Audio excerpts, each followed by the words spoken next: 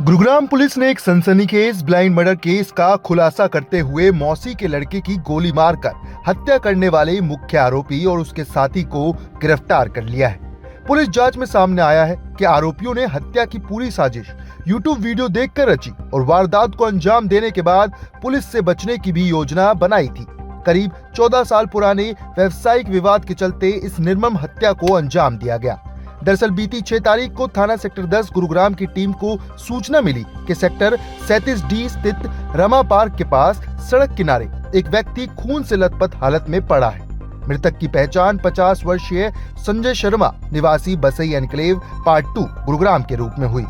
मृतक के बेटे की शिकायत पर अज्ञात आरोपियों के खिलाफ हत्या का मामला दर्ज किया गया।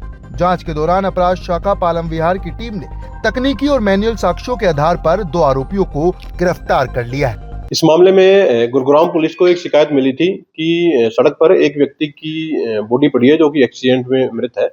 पुलिस की टीम के द्वारा स्पॉट का विजिट किया गया था। इसके अलावा जो फोरेंसिक साइंस की टीमें थी उनके द्वारा भी स्पॉट का विजिट किया गया था। तो इस दौरान पाया गया था कि ये हत्या से संबंधित है। तो मृतक के बेटे के द्वारा एक कंप्लेंट पुलिस को दी गई थी और उसके द्वारा बताया गया था कि उसके पिता का नाम संजय शर्मा है जो कि गुड़गांव के बसी इनक्लेव का ये रेजिडेंट था। ये अपने घर से सुबह निकला था अपनी गाड़ी को लेकर के और कुछ देर बाद ही इसकी मृत्यु की इनको सूचना प्राप्त हुई थी।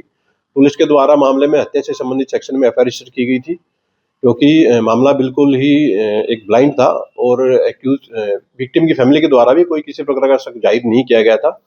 पुलिस के द्वारा इसमें एक डीप इन्वेस्टिगेशन की गई थी। इन्वेस्टिगेशन के दौरान इसमें क्राइम ब्रांच पालम विहार की टीम के द्वारा सबसे पहले एक एक्यूज गुरुदत्त शर्मा को अरेस्ट किया गया था। ये जो गुरुदत्त शर्मा है ये डिस्ट्रिक्ट रोहतक के गांव ढोरका का ये रेजिडेंट है और ये 56 वर्षीय व्यक्ति है। ये जो गुरुदत्त शर्मा है ये मृतक का मौसी का लड़का है। तो बेसिकली ये दोनों आपस में कजन ब्रदर हैं। एक्यूज और जो मृतक है वो दोनों आपस में कजन ब्रदर है। गुरुदत्त शर्मा के एक अन्य साथी जिसका कि नाम अनिल है जो कि उत्तर प्रदेश के गांव का रहने वाला है, इसको भी पुलिस के द्वारा इस मामले में गिरफ्तार किया गया है। तो कुल मिलाकर के इस हत्या से संबंधित केस में 2 व्यक्तियों की अभी तक गिरफ्तारी की गई है। 2 में से जो एक व्यक्ति है वो मृतक की मौसी का लड़का है और जो दूसरा है वो मौसी के लड़के का दोस्त है। एक्यूज से पुलिस के द्वारा एक डीप इंटरोगेशन और इन्वेस्टिगेशन की गई है। एक्यूज ने बताया है कि 2011 और 12 में गुरुदत्त और जो मृतक संजय शर्मा है ये दोनों ही कुछ आपस में क्रैशर बजरी का व्यवसाय करते थे।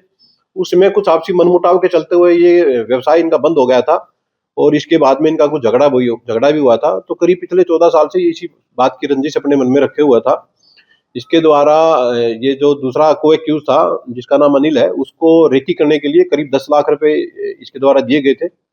एक्यूज अनिल के द्वारा रेकी की गई और फिर दोनों के द्वारा मिलकर के इस पूरी वारदात को अंजाम दिया गया।